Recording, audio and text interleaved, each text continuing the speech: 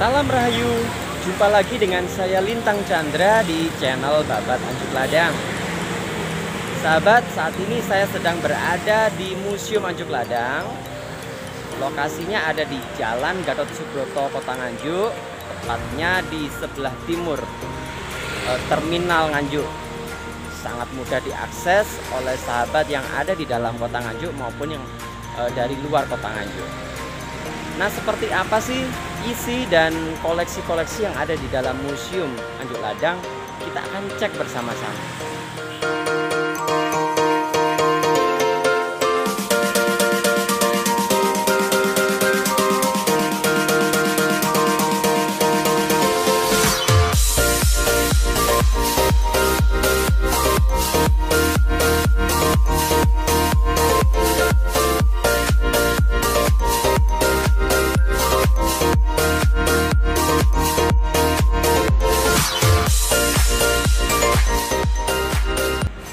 Sahabat Anjuk Ladang, saat ini kita memasuki halaman dari museum.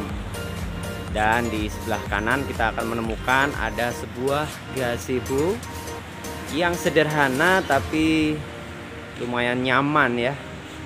Bisa digunakan untuk nongkrong-nongkrong sambil berdiskusi tentang sejarah Nganjuk. Tapi karena ini musim pandemi, jadi ada larangan untuk berkerumun, maka gazebo ini tampak sepi. Di sebelah gazebo ada guci tempat air.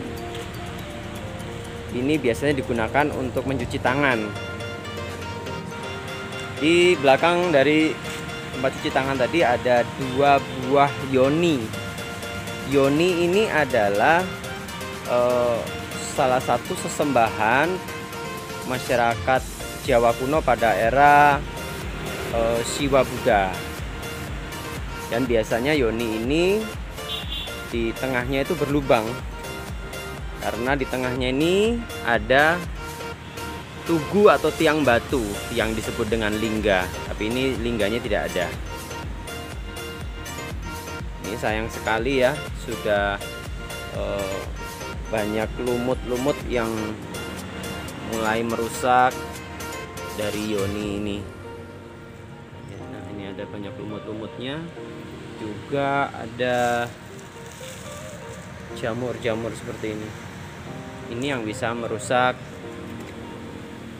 temuan-temuan kepurbakalaan.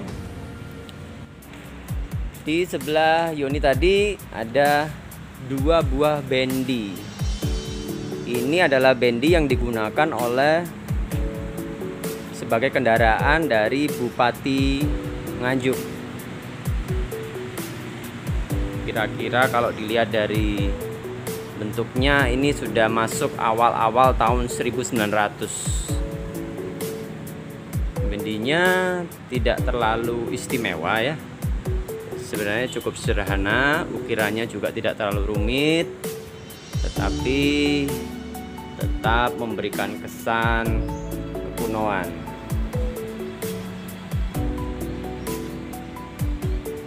Ada dua buah bendi di sini.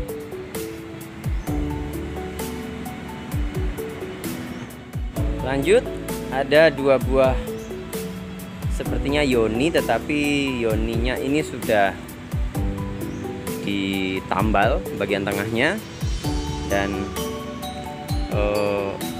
bagian yang menjorok keluar juga dipapras. Ini yoninya kondisinya sudah kurang begitu baik, padahal aslinya kalau dilihat dari bentuk ukiran-ukirannya ini sangat indah sebenarnya. Sama seperti yang tadi, gangguan lumut dan jamur di sana sini yang menambah pelapukan-pelapukan dari yoni batu ini. Nah, di atasnya ada Undang-Undang Cagar Budaya, ya, ringkasan dari Undang-Undang Cagar Budaya yang intinya ada 5 larangan. 1. Dilarang merusak atau merubah fungsi dan bentuk cagar budaya. 2. Dilarang mencuri atau memperjualbelikan cagar budaya. 3. Dilarang memindahkan, membawa, memisahkan, memugar cagar budaya tanpa seizin instansi terkait. 4. Dilarang mencoret-coret cagar budaya di lokasi situs. Dan 5. Dilarang mengotori atau membuat keonaran di situs cagar budaya. Nah, ini kalau dilanggar ini ada sanksinya, yaitu pidana penjara sekurang-kurangnya 1 tahun hingga setinggi-tingginya 15 tahun atau denda 500 juta sampai dengan 2,5 miliar. Ada sebuah arca kura-kura.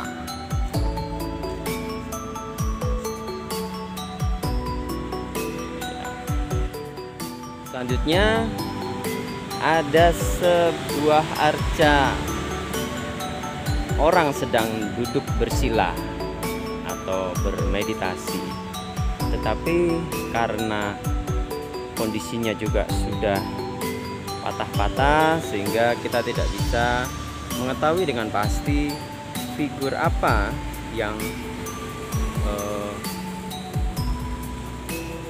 pada arca tersebut. Halaman depan ada sebuah lingga. Tadi kita sudah melihat yoni. Nah, ini adalah lingga atau tugu atau tiang batu. Biasanya dia menancap pada sebuah yoni. Ini tampaknya yoninya adalah yoni buatan modern. Lingganya cukup besar, bagus. Nah, lingga ini adalah gambaran dari jenis dari alat vital laki-laki. Ya. Sedangkan yoni itu gambaran dari alat vital perempuan.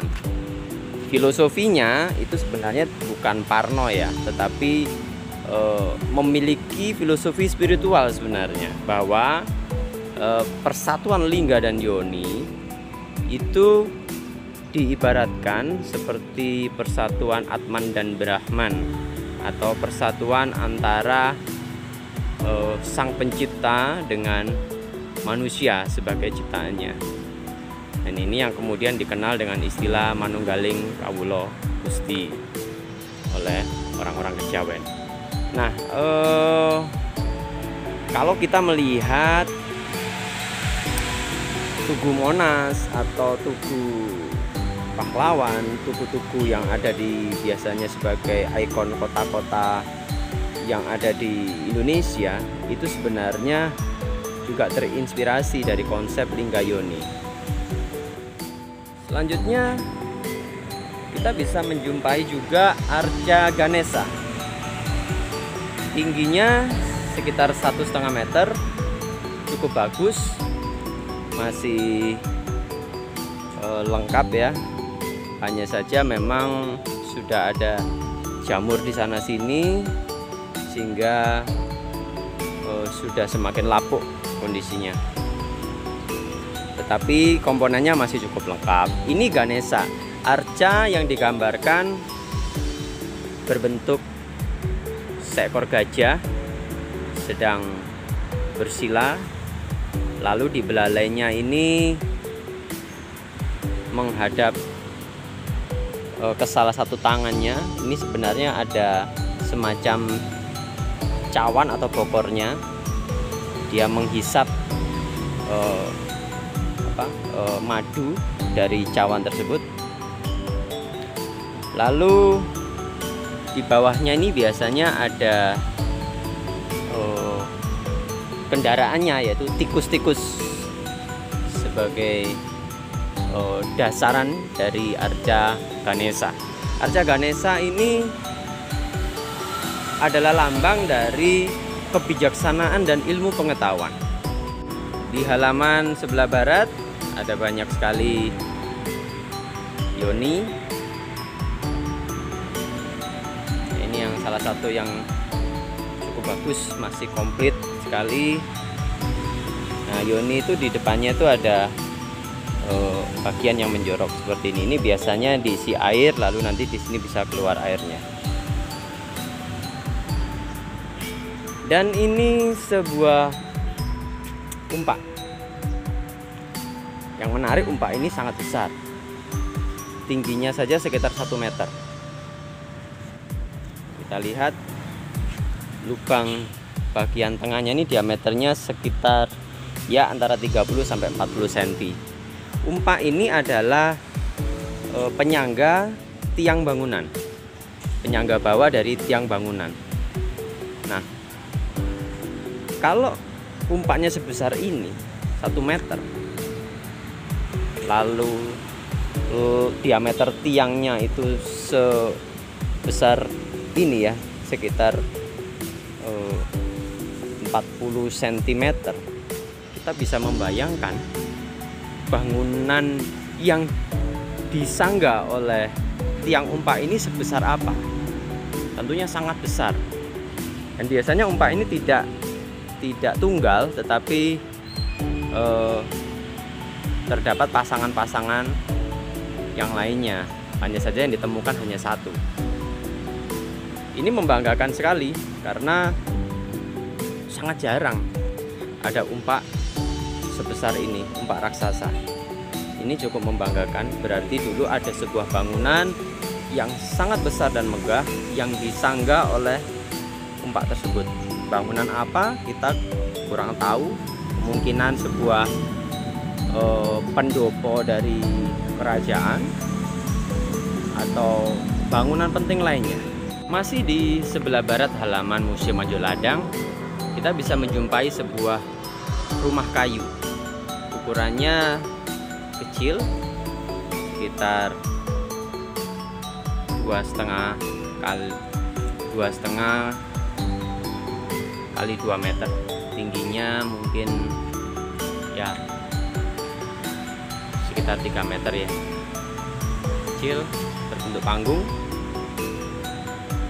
Ini sepertinya bukan rumah untuk tinggal, tetapi semacam rumah pertapaan yang digunakan oleh penghayat-penghayat kejawen. Ada sebuah tempat air, ukurannya cukup kecil, hanya sekitar 40 kali 60 cm. Yang jelas ini bukan untuk sebagai bak mandi ya, tetapi hanya mungkin tempat pembasuhan saja. Lalu di sebelahnya ada sebuah lape arca. Lape arca, tetapi artinya sudah tidak ada. Ada sebuah gazebo. Lalu di sebelahnya ada sebuah balok batu yang cukup besar. Ini kemungkinan bagian dari bangunan candi, terbuat dari bahan batu andesit. Dan ini sebenarnya ada angka tahunnya, tetapi sudah tidak terbaca lagi.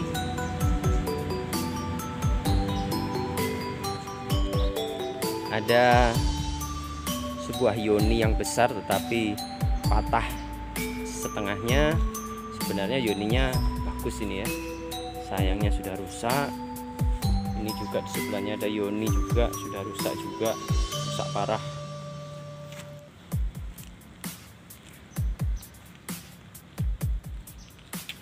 Nah, ini ada yoni dan lingga dalam posisi yang masih lengkap, sepasang.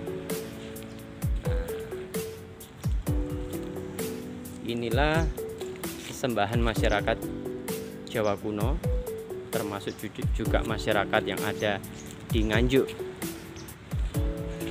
Masih di halaman belakang ada sebuah prasasti, sayangnya sudah aus, tidak bisa terbaca lagi. Tapi ini jelas sebuah prasasti. Di sebelah belakang halaman Museum Anjuk Ladang ada sebuah sumuran yang terbuat dari terakota atau kreweng.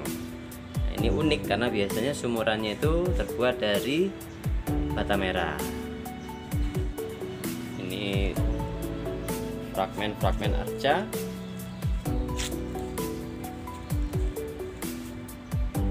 Nah, ini arca dari Dewi Durga. Walaupun tidak begitu halus, tapi cukup lengkap bagian-bagiannya dengan tinggi tinggi sekitar 60 cm. Lalu di sampingnya ada arca, semacam arca penjaga seperti dua rapala, tapi tidak simetris. Selanjutnya masih di halaman belakang Museum Ancuk Ladang, kita bisa menemukan ada beberapa umpak yang berukuran kecil-kecil, tetapi juga ada semacam watu gong ya. Watu gong ini konon kalau ditiup angin itu bisa berbunyi, sehingga kemudian disebut watu gong. Sebuah sumuran dari bahan bata merah. Di bagian podium dari Museum Ancuk Ladang, kita bisa menemukan ada replika dari dua buah prasasti yang sangat penting yang pernah ditemukan di Nganjuk, yaitu prasasti Kinawe dan prasasti Ancuk Ladang. Prasasti Kinawe ini adalah prasasti yang berangka tahun 928, ditemukan di Desa Tanjung Kalang Ronggot, yang dikeluarkan oleh Raja Diahwawa dan dihadiri oleh Mpu Sindok yang saat itu masih menjabat sebagai Perdana Menteri.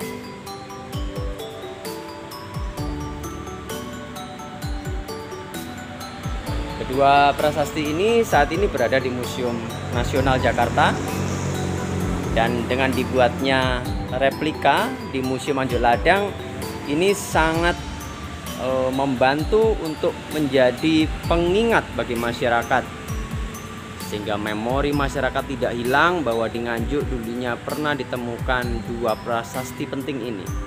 Prasasti Ancuk Ladang tingginya sekitar 2 meter dan berangka tahun 937, tepatnya 10 April 937, yang kemudian menjadi dasar penentuan hari jadi Kota Nganjuk. Isinya adalah peresmian sebuah sima yang disebut Sima atau Desa Bebas Pajak yang disebut Ancuk Ladang, dan peresmian sebuah bangunan suci yang diperkirakan adalah Candi Lor atau Candi Sri Jayamerta. Sangat gagah dan megah dan menjadi kebanggaan dari masyarakat Kota Nganjuk. Sahabat, kita tadi sudah berjalan-jalan melihat-lihat koleksi dari halaman Museum Ancuk Ladang. Itu masih baru halamannya. Kita belum masuk ke ruang utama dari Museum Ancuk Ladang. Apa saja koleksi yang ada di sana? Nah, saksikan di video selanjutnya. Masih di channel Babat Ancuk Ladang. Salam Rahayu.